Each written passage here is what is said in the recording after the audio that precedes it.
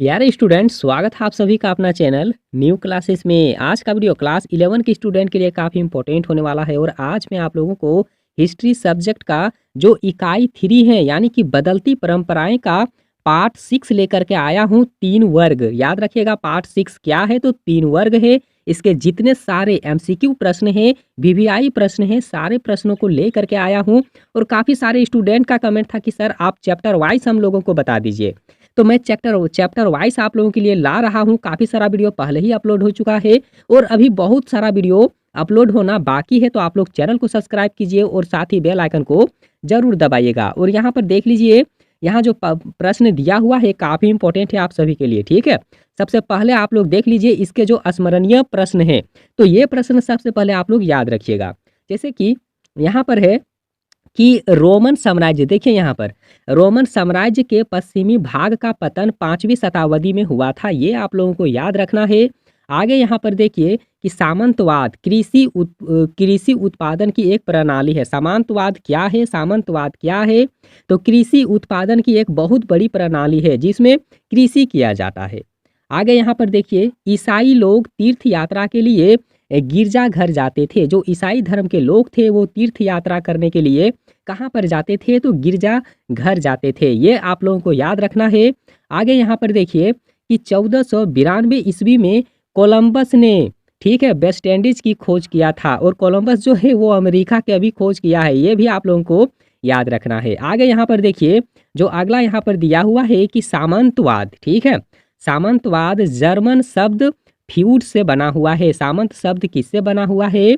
तो जर्मन शब्द जो दिया हुआ है फ्यूड, इससे बना हुआ है, जिसका अर्थ क्या होता है कि एक भूमि का टुकड़ा होता है, ठीक है।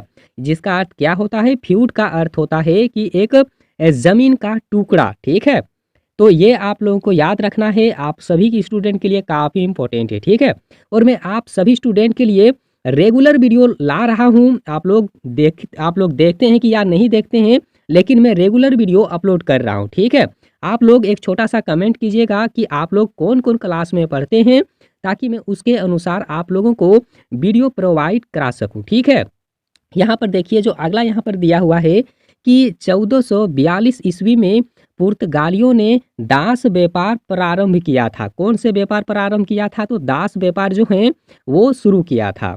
आगे यहाँ पर देखिए कि 800 ईस्वी में पोप लियो ने, ठीक है, तीसरा को रोमन सम्राट का ताज पहनाया गया था, ये भी आप लोगों को याद रखना है। आगे यहाँ पर देखिए कि इंग्लैंड और फ्रांस के मध्य, ठीक है, याद रखना है इंग्लैंड और किसके बीच में? तो फ्रांस के बीच में, ठीक है। इंग्लैंड और फ्रांस के बीच में 100 वर्षीय युद्ध हुआ है। कितना वर्षीय? तो 100 वर्षीय युद्ध हुआ है। और ये काफ़ी इंपॉर्टेंट है, हो सकता है एक नंबरिया में आ सकता है, मतलब एक नंबर वाले जो अंक वाले जो प्रश्न होते हैं उसमें हो सकता है पूछ सकता है कि इंग्लैंड फ्रांस के बीच में कितने वर्षीय युद्ध हुआ है? तो 100 वर्ष का युद्ध हुआ है, ये आप लोगों को याद रखना है। आगे यहाँ पर देखिए कि यूरोप में 1347 से लेकर के 1350 के मध्य में महामारी से प्रभावित हुआ था। महामारी का मतलब होता है कि सभी कोई मरने के कगार में आ जाना, तो इसी को महामारी कहा जाता है, ठीक है।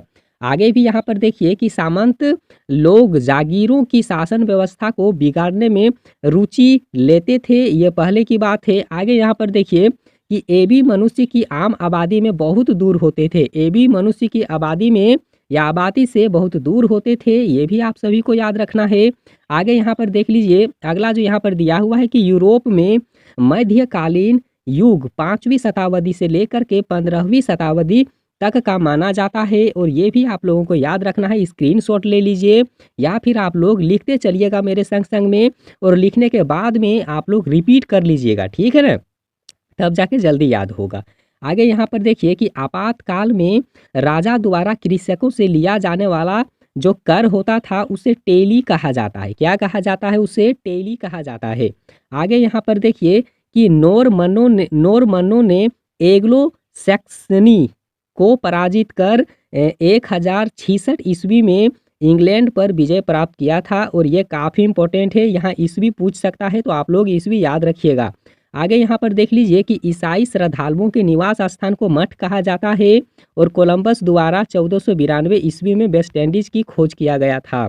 ये इंपॉर्टेंट है। अब आगे यहाँ पर चलिए और आगे देखिए प्रश्न यहाँ से आखिर कितने सारे प्रश्न बन रहे हैं और जो आप सभी स्टूडेंट के लिए काफ़ी इंपॉर्टेंट है। ठीक है, तो यहाँ पर देख लीजिए कि 1325 ईस्वी में प्लेग किस देश में फैला था। यानी कि प्लेग जो है वो एक प्रकार की मतलब अलग आप लोग बोल सकते हैं, बीमारी उसे बोल सकते हैं। ठीक है ना, तो यहाँ पर प्लेग यहाँ पर देखिए मिस्र देश में फैला था और ये याद रखना है। इसी तरह का प्रश्न वहाँ पर भी आएगा जिस समय आप एग्जाम देने जाएंगे, ऑप्शन भी ऐसा ही रहेगा। ठीक है, आगे यहाँ पर देख लीजिए कैंटरबरी टेल्स की रचना किसने किया था, तो जेफरी चौसर ने किया था। ठीक है, जेफरी चौसर ने किया था कैंटरबरी का। आगे यहाँ पर देखिए जो अगला प्रश्न दिया हुआ है कि इंग्लैंड में ट्यूडर वंश की स्थापना कब किया गया था, तो 1485 ईस्वी में किया गया था। आगे देखिए कॉफ़ी का यूरोप में पहली बार प्रयोग किस वर्ष में हुआ था, तो 1517 ईस्वी में हुआ था कॉफ़ी का। ठीक है, जैसे हम लोग चाय पीते हैं वैसे कॉफ़ी भी होता है ना,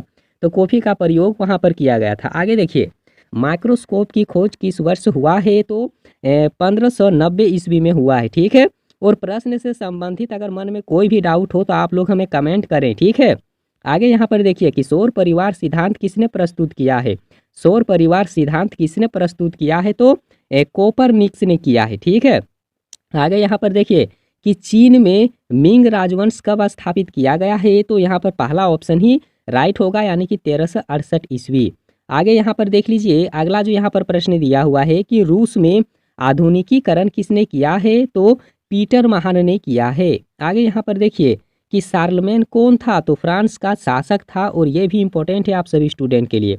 तो वीडियो कैसा लगा आप सभी को, वीडियो को लाइक करिए, अपने दोस्तों के पास में तो ज़रूर शेयर कर दीजिए और उन्हें बता दीजिए कि इस चैनल में वीडियो रेगुलर अपलोड हो रहा है जो आप सभी स्टूडेंट के लिए काफ़ी इंपॉर्टेंट है। तो वीडियो देखने के लिए बहुत बहुत धन्यवाद।